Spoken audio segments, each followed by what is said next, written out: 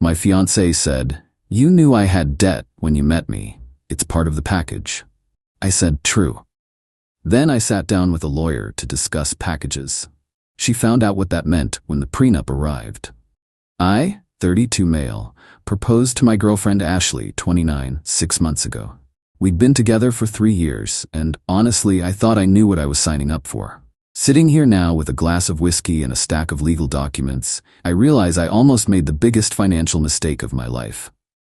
When Ashley and I met, she was upfront about having student loans.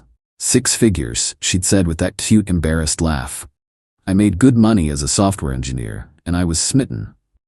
Money wasn't everything, right? What she didn't mention was that 6 figures meant $147,000. Or that she'd been on income-based repayment for 5 years and the balance had actually grown. Or that she had another $23,000 in credit card debt. Or that her car loan was underwater by $8,000. I found all this out gradually.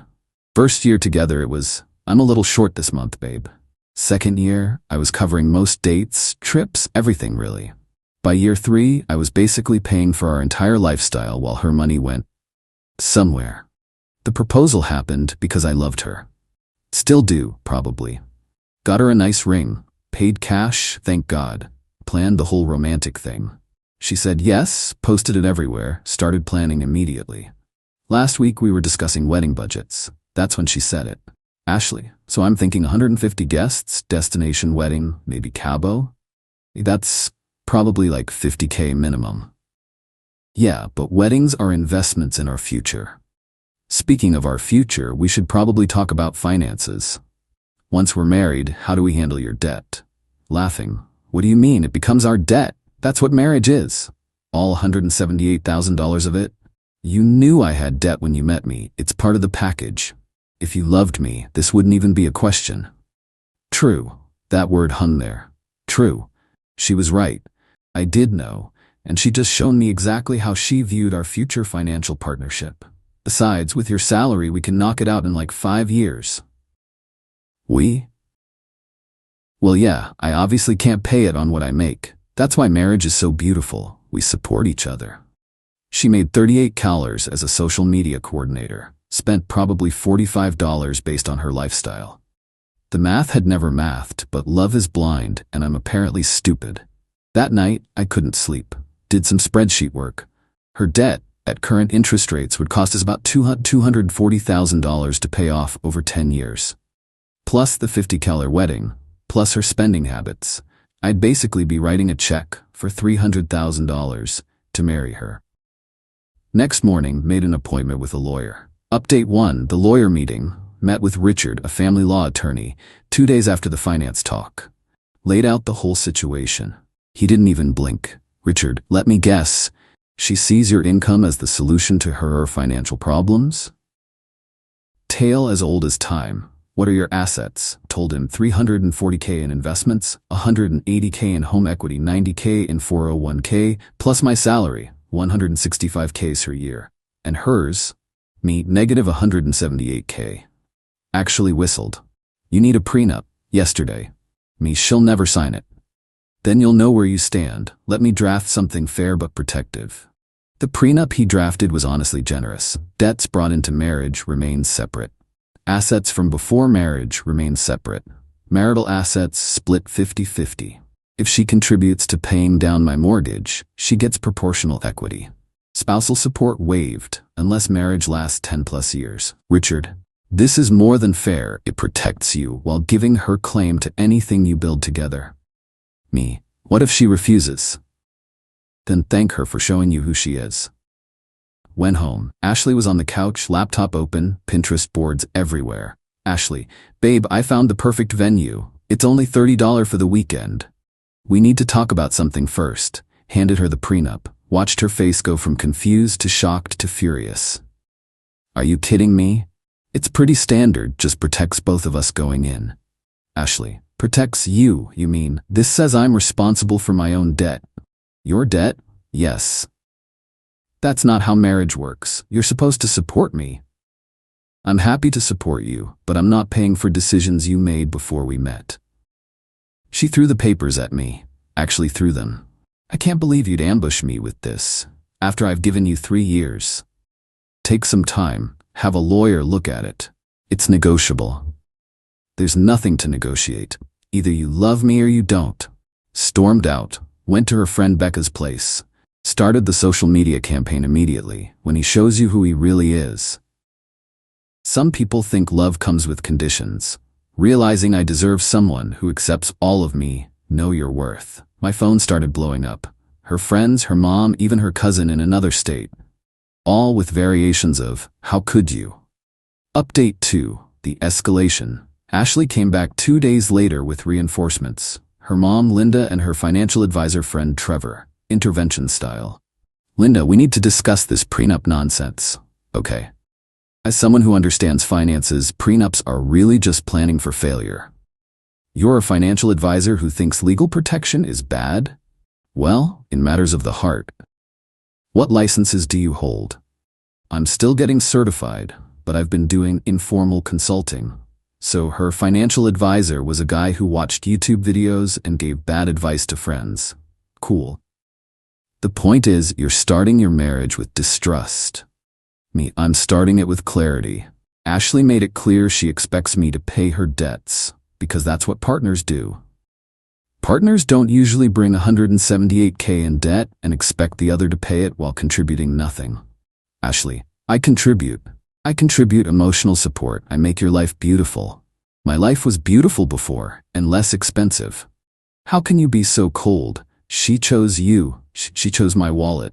That set Ashley off. Full meltdown. Crying, screaming about how I never loved her, how I was throwing away our future over money. Fine. You know what? I'll sign it, but I want changes. Her demands. I pay for the entire wedding since I clearly have the money. Monthly allowance of $3K for her personal needs. I cover all living expenses so her salary goes to her debt. If we divorce, I pay her $50 for each year of her youth she gave me. Me, that's not a prenup, that's a payment plan for a wife. Trevor, don't be crude. Ashley deserves security. She has security, it's called a job. Ashley, this isn't about money. Me, you literally just asked for $36 a year allowance.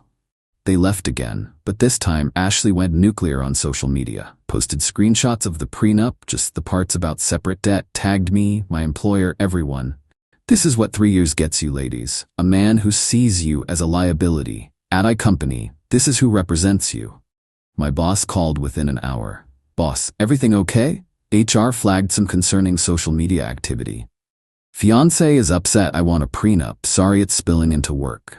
Boss, been there. My first wife did the same thing. The prenup saved me. Stay strong. But Ashley wasn't done. She started reaching out to my family.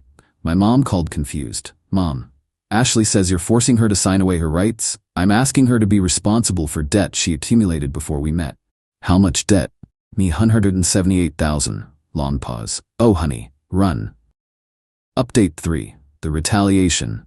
When the social media campaign didn't work, Ashley tried new tactics. First, she love-bombed me.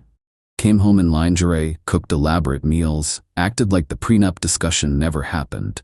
When I didn't cave, she switched strategies. Started telling mutual friends I was financially abusive.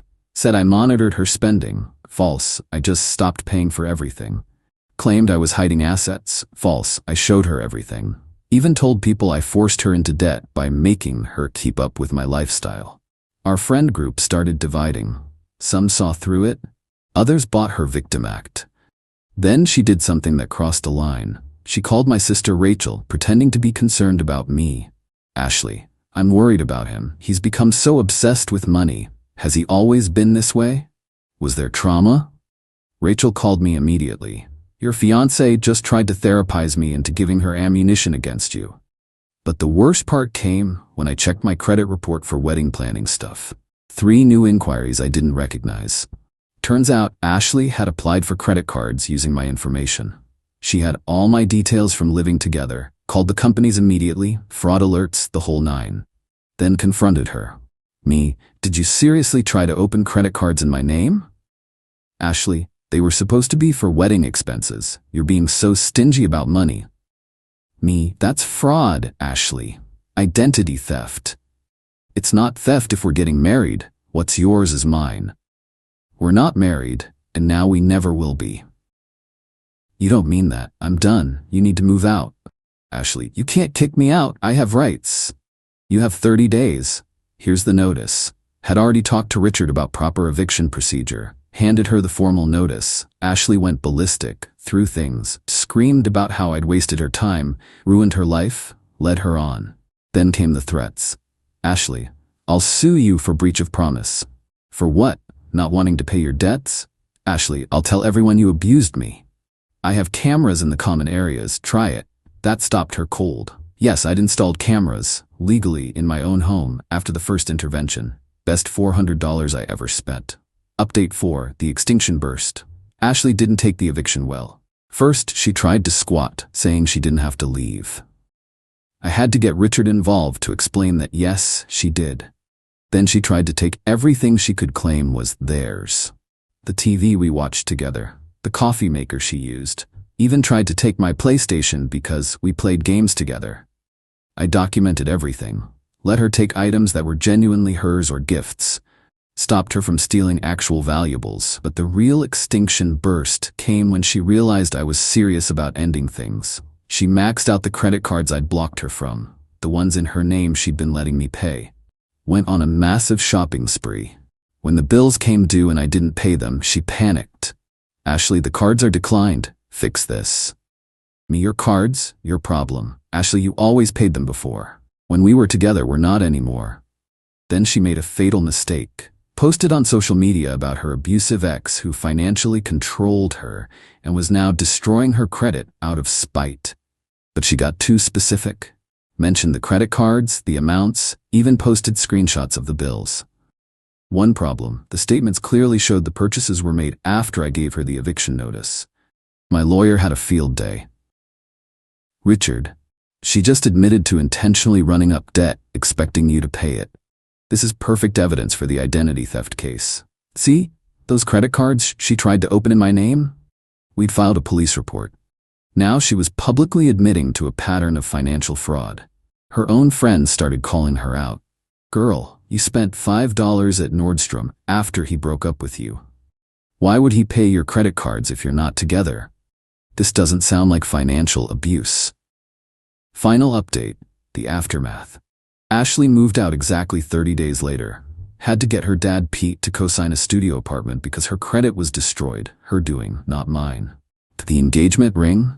She tried to keep it, but legally it was a conditional gift. Got it back through small claims court. The identity theft case was dropped after she agreed to a plea deal, pay restitution, and stay away from me. No jail time, but it's on her record. But the sweetest karma came from an unexpected source. Remember Trevor, the financial advisor? He'd been feeding Ashley terrible advice about her rights and how to hide assets from me. Turns out he was interested in her and thought trashing me would give him a shot. Well, Ashley took his advice about some cryptocurrency investment to rebuild her finances. Lost the last $3,000 she had. Trevor disappeared when she asked him to honor his guarantee of returns. Last I heard through mutual friends, she's working 2 jobs to pay minimums on her debt. Living in a 400 square feet studio, can't get approved for any credit, still posting about knowing her worth. While selling MLM products, tells people I financially ruined her by not paying her debts. Meanwhile, kept my house, investments, and sanity. Started dating a pediatrician who has her own money and 0 debt. Actually took that Cabo trip, alone, half the price, twice the fun. Learned the value of a good lawyer and security cameras. My credit score is still 820. The funniest part? About 2 months after everything settled, Ashley texted me. I've been thinking, maybe we moved too fast with the wedding talk. Could we try dating again? Start fresh? I responded, can't afford you. Blocked her after that. My buddy James asked if I felt bad about how it ended. Honestly, no. She showed me exactly how she viewed our relationship, as a financial rescue package. The prenup didn't ruin us. It revealed us. To anyone reading this in a similar situation, when someone tells you they see your income as our money, but their debt as their past, run. When they attack you for wanting legal protection, run faster. And when they commit fraud because you won't pay their bills, run straight to a lawyer. Love doesn't mean becoming someone's ATM, and accepting all of someone doesn't mean accepting financial exploitation. Oh, and always get a prenup. Always. Thanks for reading. Going to enjoy my debt-free life now.